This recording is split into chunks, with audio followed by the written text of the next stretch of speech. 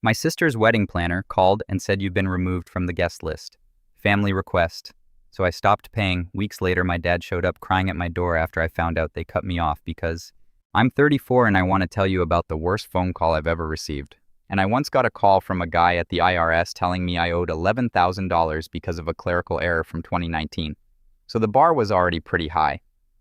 I need to give you some background first because this story doesn't make sense without it. I grew up in a small town outside of Knoxville, Tennessee, the kind of place where everybody knows your business before you do. My parents are Hank and Lorraine, married 41 years, churchgoers, the whole package. My dad's a retired electrician, and my mom worked the front desk at a dentist's office for about 2 decades. Good people by most measurements. The kind of people who bring casseroles when someone's sick and always wave at the mailman. I have one sibling, my sister Jolene. She's 29, 5 years younger than me, and I love her. I want to say that up front because what I'm about to tell you might make it sound like I don't, but I do. I've loved her since the day my parents brought her home from the hospital, and I tried to feed her a Lego because I thought she looked hungry. We were close growing up. Not best friends close, but solid. She'd come to me when she had boy problems. I'd go to her when I needed someone to tell me I was being an idiot. It worked. But here's the thing about my family that took me way too long to understand. There was always a current running underneath everything. This subtle, unspoken hierarchy, and Jolene was at the top of it. Not in a cruel way, not in a Cinderella way, more like a gravitational pull. Everything just kind of orbited around her. When she was in high school, family dinners revolved around her cheer schedule. When she got into UT Knoxville, you'd have thought she cured a disease. When I from trade school 2 years earlier with a certification in HVAC, my dad said, "Good. Now you can fix the unit in the basement." I'm not making that up.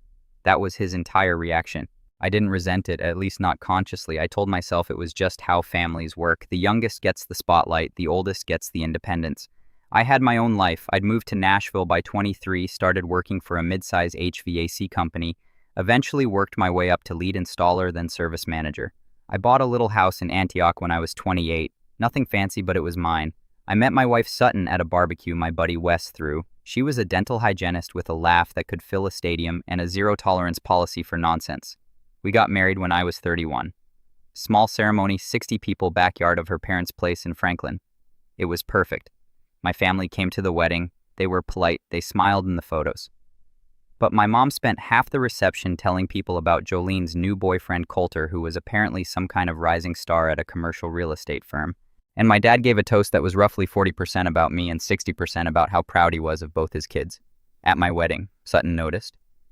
She didn't say anything that night, but a few weeks later she said real gentle, "Do your parents always talk about Jolene that much?" And I didn't have a good answer. Fast forward a couple of years. Jolene and Coulter got engaged. Big ring, big announcement, big everything. My mom called me to tell me, and she was literally crying with happiness. She talked for 25 minutes straight about the proposal, how Coulter had rented out a rooftop in downtown Knoxville and hired a violinist, how Jolene just knew when she saw the candles, how the ring was custom designed and featured some kind of vintage cut that I'm sure cost more than my first car. I said all the things. Congratulations, I'm so happy for her. Coulter seems like a great guy, and I meant it mostly. But I'd be lying if I said it didn't sting a little that 2 months later. When I called my mom to tell her Sutton and I were expecting our first kid, she said, "Oh, that's wonderful," in the same tone you'd use if someone told you they found a good deal on paper towels. She asked one follow-up question when the due date was and then pivoted right back to wedding talk because apparently Jolene was having a crisis about Centerpiece Heights. My future child had been acknowledged and filed away in under 90 seconds. Our son Emmett was born 7 months before the wedding. He was the best thing that ever happened to me. Still is.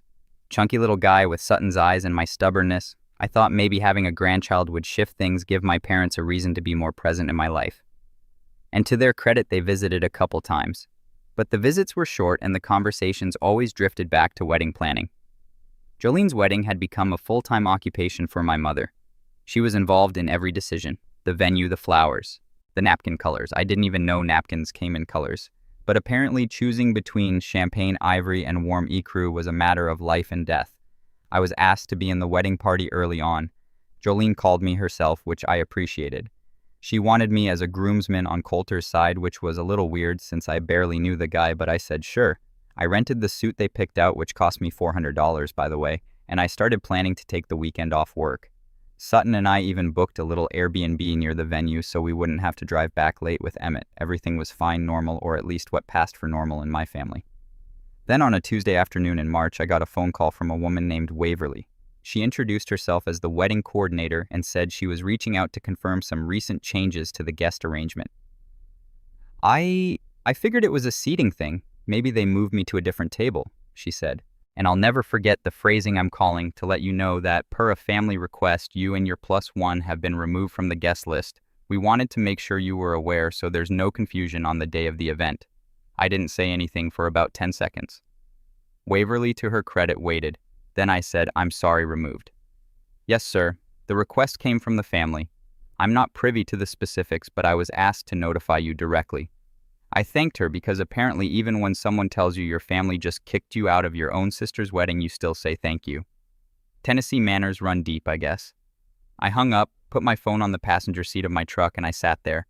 I was parked outside a supply warehouse in Murfreesboro. I just finished a job and I sat in that truck for 40 minutes without moving. Didn't call Jolene, didn't call my parents, didn't call Sutton. I just sat there and stared at the steering wheel and tried to figure out what I'd done wrong. And here's the thing that messed me up the most. I couldn't think of anything. Not one fight, not one argument, not one harsh word. I'd been nothing but supportive, nothing but present, nothing but the good brother who showed up and didn't complain. And somehow that still wasn't enough. I finally drove home that evening. Sutton was in the kitchen feeding Emmett, and she took one look at my face and said, "What happened?" I told her. She put the spoon down, wiped her hands on a towel, and said, "You're joking." I wasn't joking. She sat down across from me at the table, and neither of us said anything for a minute. Then she said very quietly, "Are you going to call them?" And I said no. I know that sounds cold. I know some of you are thinking I should have picked up the phone immediately and demanded an explanation, but I want you to understand something. My whole life, I've been the one who reached out. I was the one who called first, who drove the 2 hours to Knoxville for holidays, who texted happy birthday even when mine got forgotten. I was always the one making the effort, and I was tired. If my family wanted me gone from the biggest event of the year, then they could at least have the decency to tell me why. I wasn't going to chase them for that. 2 days passed, nothing. No call from Jolene, no text from my mom, no voicemail from my dad. Silence. Like I'd already stopped existing. Sutton was furious, the kind of quiet fury that's worse than yelling because you know it means she's already made up her mind about someone. She didn't push me to do anything, but I could see her jaw tighten every time she looked at her phone, and there was still nothing from my family. On day 3, I broke my own rule. I didn't call, but I texted Jolene. I kept it simple. I said, "Hey, I got a call from your wedding planner saying I was removed from the guest list. Just wanted to check in and see what's going on." Casual, no accusations. I was giving her an easy out, a chance to say it was a mistake or a miscommunication something. She didn't respond for 6 hours. When she finally did, the message said, "Hey, Adam, yeah, we had to make some adjustments to the guest list. Space is tight and Coulter's family is bigger than we expected. I hope you understand. It's nothing personal. It's nothing personal." My own sister removed me from her wedding and told me it's nothing personal. I read that message probably 30 times. Sutton read it once and said, "That's a lie," and she knows it. Because here's the detail that really twists the knife. The venue they'd booked was a converted barn on a property outside Maryville, and it seated 250 people. I knew this because my mother had told me approximately 900 times. They weren't short on space. They were short on wanting me there. I didn't respond to Jolene's text. I sat there with my phone in my hand, typing and deleting about 6 different messages. One was angry, one was hurt, one was so polite it made me sick. I couldn't figure out what to say that wouldn't either start a war or make me look desperate. So I just let it sit. And then a week later, I found out the real reason. My cousin Landry is one of those people who knows everything about everyone. He's a bartender in Knoxville and he hears things. He called me on a Thursday night and said, "Dude, I need to tell you something and you're not gonna like it." He told me he'd been at a family gathering the previous weekend, one I obviously wasn't invited to, and he'd overheard my mom talking to my aunt. According to Landry, the reason I was cut from the wedding was Coulter's mother, a woman named Gemma, who I'd met exactly twice. Gemma had apparently expressed concerns about the optics of the wedding party and guest list. Specifically, she didn't want anyone there who might bring down the tone of the event. Let me translate that for you. Coulter's family was wealthy, country club wealthy. His dad was a retired orthopedic surgeon. His mom chaired fundraising galas. His sister had gone to Vanderbilt and was now married to some investment banker in Charlotte. They vacationed in Hilton Head and had opinions about wine that they shared whether you asked or not. And I was an HVAC guy. I drove a truck with my company logo on the side. I wore work boots more days than dress shoes. My hands had calluses from actual labor, and the nicest restaurant I'd been to in the past year was a steakhouse in Green Hills where Sutton and I went for our anniversary. In Gemma's world, that made me a liability, a blemish on the aesthetic. Apparently, she told Jolene and my parents that having a blue-collar brother in the wedding party didn't fit the image she envisioned for the photos and the event, and my sister and my parents just went along with it. Didn't argue, didn't push back, didn't say, "That's our son, and he's gonna be there." They just folded. I want you to sit with that for a second. My mother and father, the people who raised me, who watched me build a career from nothing, who sat in my house and ate the food I paid for with money I earned with my hands, those people agreed to erase me from their daughter's wedding because some rich woman thought I wasn't classy enough. Landry told me my mom's exact words were, "It's just easier this way. Adam will understand. Adam will understand." Like I was some kind of emotional vending machine that just absorbs whatever you throw at it and keeps working. I didn't sleep that night. Sutton held me in bed and I stared at the ceiling until about 3 o'clock in the morning. I wasn't sad. I was past sad. I was in that place where the hurt loops back around and becomes something sharp and clear. I started thinking about every holiday where I'd been an afterthought, every graduation that got a shrug, every phone call that lasted 5 minutes because they had to go. Jolene was calling on the other line every time I'd driven 2 hours with a casserole dish in my lap and a smile on my face just to feel like a guest in my own family. The next morning I got up, made coffee, kissed Emmett on the head, and told Sutton I was done. Not done with my life, not done with being a good person, but done performing for people who didn't value me.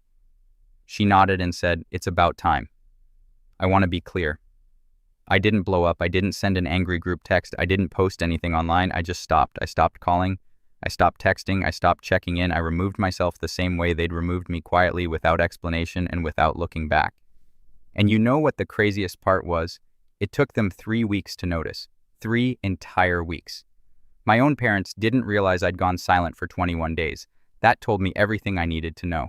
Meanwhile, I returned the $400 rental suit. I canceled the Airbnb. I got my money back on both, thankfully, and I threw myself into work. My boss, a guy named Sullivan, had been talking about expanding the business into commercial contracts, and I told him I wanted to lead the effort. He looked at me like I'd just volunteered to defuse a bomb, but he said yes. The wedding was 3 weeks away, and I had no intention of thinking about it. But my family, as it turned out, had other plans. Because right around the time I stopped being available, they suddenly needed something from me. And what they needed was going to blow the whole thing wide open. The first couple weeks after I went silent were rough, and I'm not going to pretend otherwise. There's a difference between choosing to walk away and being okay with it. I'd chosen, but I wasn't okay. I'd go through my day fine. Work was busy. Emmett was growing like a weed. Sutton and I were solid.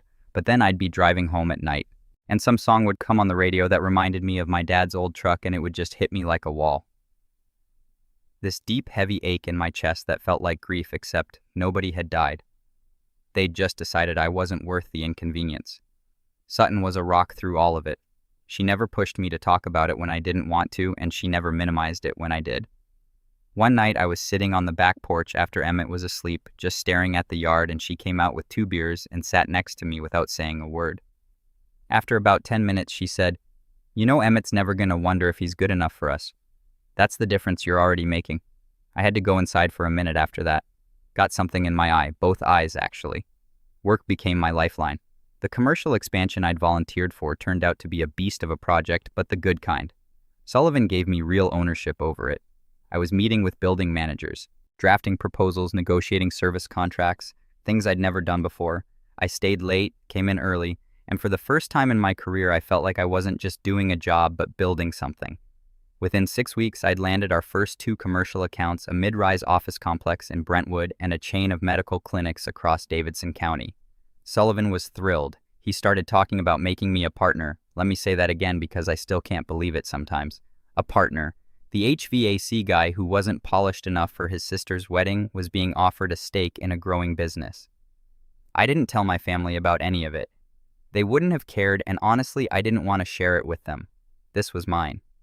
Around this time, something else happened that I wasn't expecting. People started reaching out to me. Not my parents or Jolene, but other family. Landry, obviously, who'd become my main line of intel, but also my Uncle Boyd.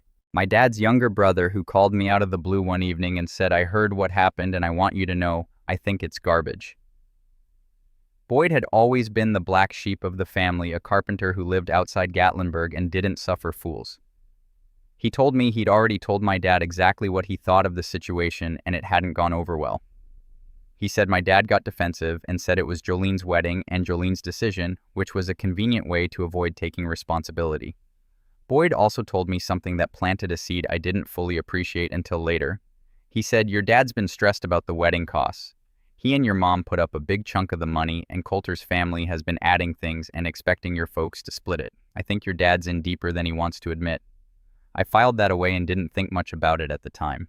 Sutton and I also started making new friends. Our neighbor, a guy named Deacon, had just moved in down the street with his wife Roslyn and their daughter Harper. Deacon was a firefighter and possibly the most genuine human being I've ever met. The kind of guy who helps you carry groceries without being asked and then refuses to let you thank him. He brought over a six-pack the weekend they moved in and said, "I don't know anybody here yet, so you're stuck with me." Within a month, we were like old friends. We started doing weekend cookouts, alternating houses, and it was so refreshingly normal. No drama, no rankings, no keeping score, just good people being good to each other.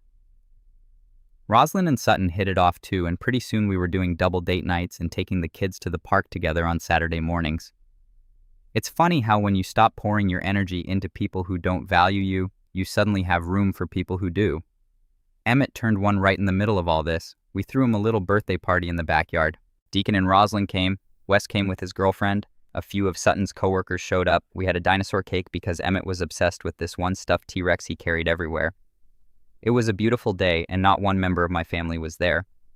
Not because I didn't invite them. I did actually. Sutton convinced me to send a text to my parents with the date and time just to see. My mom responded with, "We'll try to make it, but that's the weekend of Jolene's final dress fitting." They didn't come. They chose a dress fitting over their grandson's first birthday. That was the moment something shifted permanently inside me. The ache I'd been carrying since the phone call from Waverly didn't disappear, but it cooled. It became something solid and manageable, like a stone I could put in my pocket and carry without it pulling me under. I wasn't angry anymore. I was resolved. By the time the wedding was a week away, I was in the best shape of my life. Professionally and emotionally, Sullivan had drawn up the partnership paperwork. I was going to be co-owner of a company projected to clear $2 million in revenue the following year. Sutton and I had started looking at bigger houses because we were talking about having another kid. Emmett was saying dada and O and trying to eat crayons, which I'm told is developmentally appropriate and not a sign that I'm failing as a parent. I wasn't thinking about the wedding at all. I had genuinely moved past it, or I thought I had. Then Landry called again, and what he told me made every piece of the puzzle snap into place in a way I never saw coming. He said Coulter's family had been making increasingly unreasonable demands about the wedding. They wanted a specific caterer that cost triple the original budget. They wanted a live band instead of a DJ. They wanted to fly in flowers from somewhere ridiculous, and my parents, who were splitting costs, were drowning. My dad had taken out a home equity line of credit to cover his share. My mom had cashed out part of her retirement. They were in deep, and Gemma, the woman who'd had me erased from the guest list because I wore work boots, was treating my parents' money like a suggestion box at a country club. Landry paused and said, "It gets worse." Coulter's dad, the retired surgeon, had apparently pulled aside my father at a dinner and told him casually, almost as an afterthought, that he expected the rehearsal dinner to be covered by the bride's side as well, which in their world apparently meant my parents. We're talking another $15,000 to $20,000 on top of what they'd already spent. My dad, according to Landry, just nodded and said he'd figure it out. He'd figure it out. The man who'd removed his own son from a wedding to keep peace with these people was going to figure out how to bankrupt himself for their approval. And nobody had called me. Nobody had asked for help. Nobody had even thought to include me in the conversation. I sat with that information for about 48 hours. And in those 48 hours, I made a decision that would change everything. I want to be really clear about something before I tell you what I did. I didn't make this decision out of revenge. I know this story has been building toward a payoff, and I know a lot of you are waiting for me to destroy someone, but that's not what happened. What happened was quieter than that, and honestly more painful for everyone involved, including me. After Landry told me about my parents' financial situation, I called Sutton into the living room after Emmett was in bed and told her everything. She listened without interrupting, which is how I know she was taking it seriously, because Sutton normally has commentary for everything. When I finished, she said, "So what do you want to do?" And I said I want to talk to Uncle Boyd.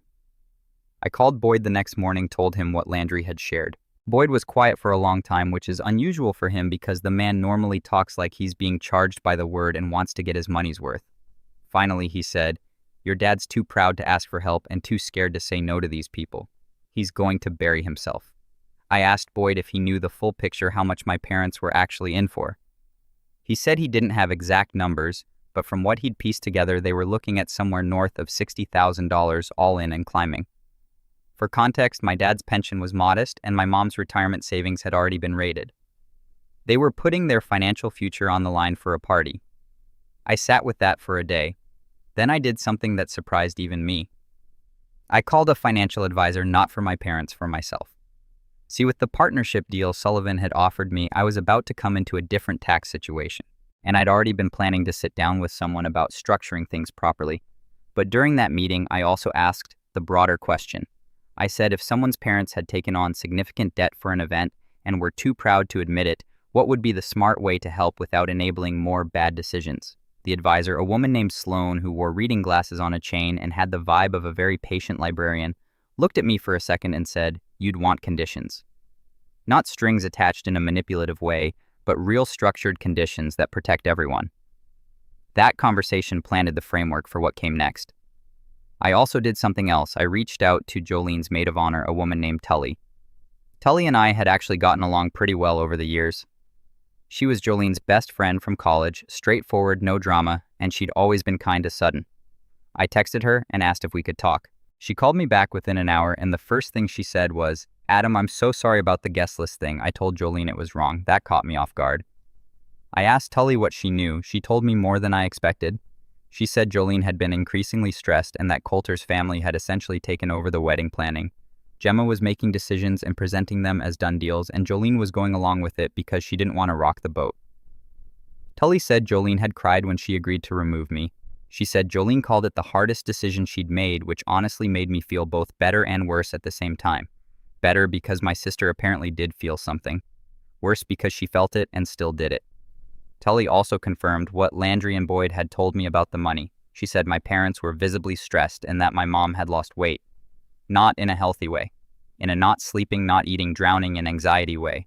Tully said she tried to talk to Jolene about it, but Jolene kept saying Coulter's family would even things out eventually.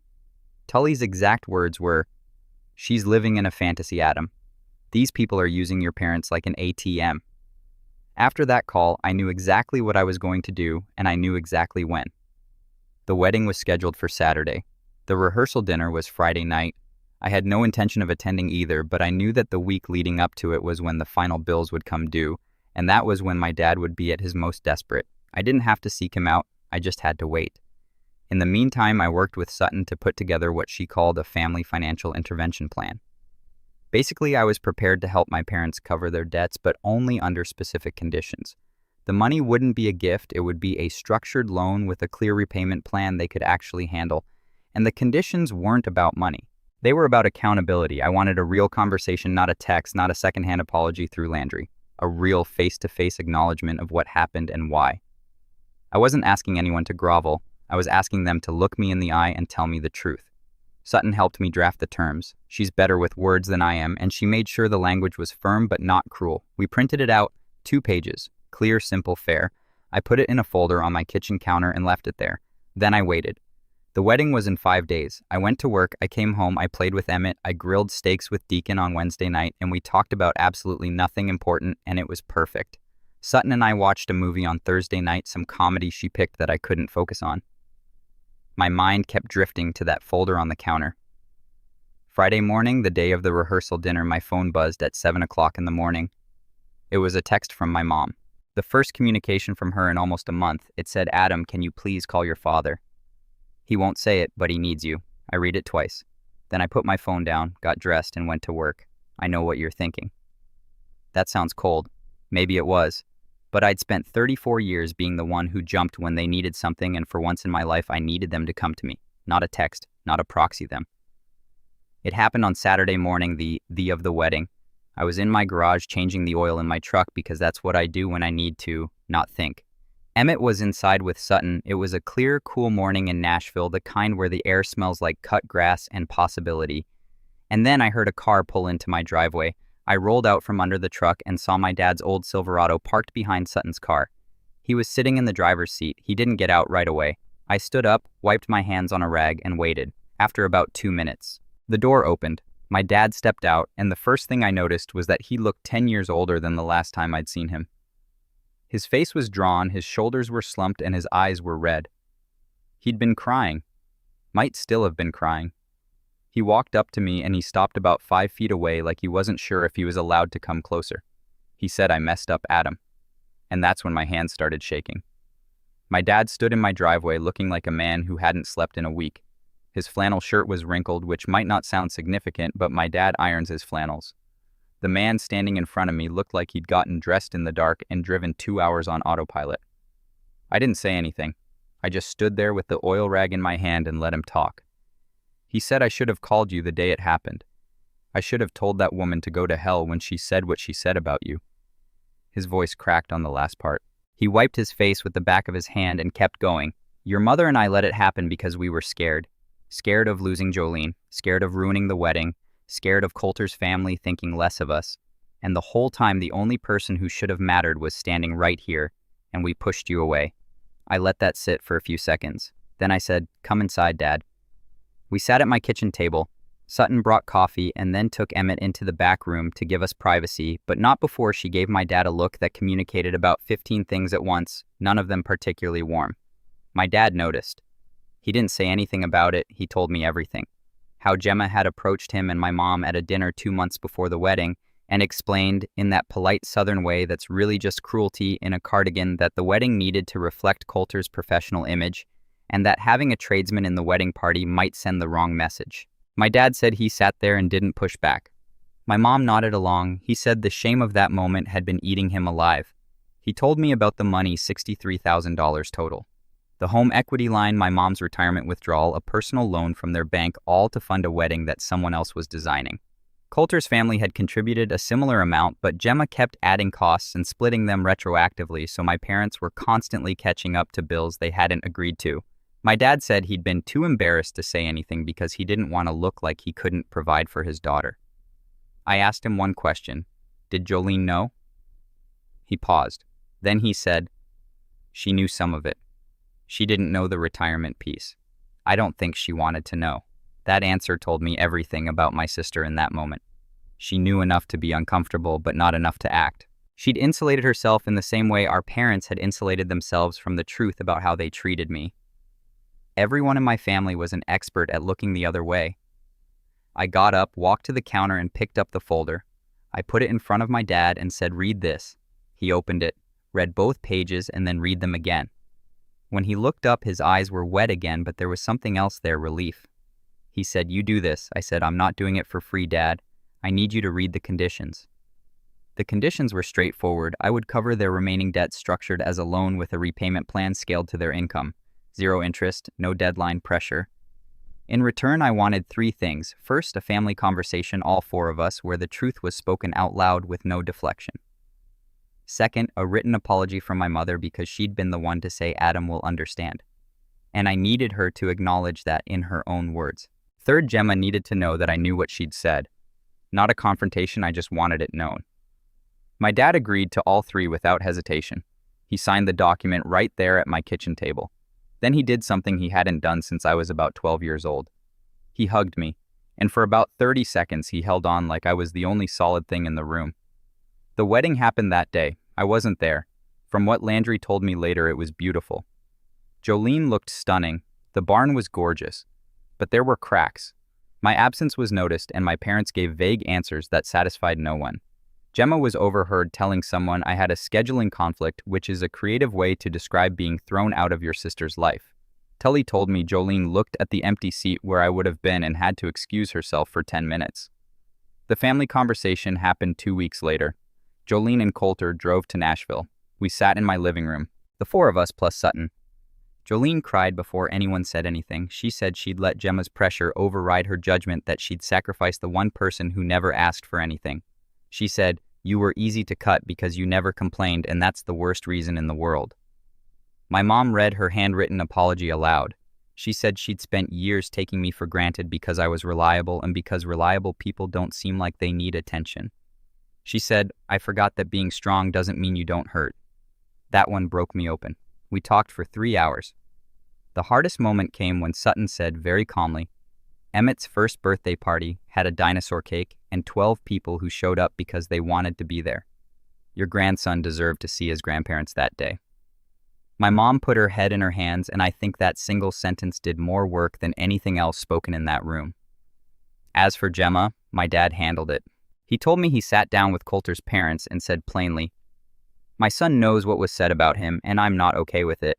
Landry told me Gemma's reaction was something between embarrassment and indignation, but Coulter's dad apparently looked uncomfortable enough to suggest that he'd known all along it was wrong too.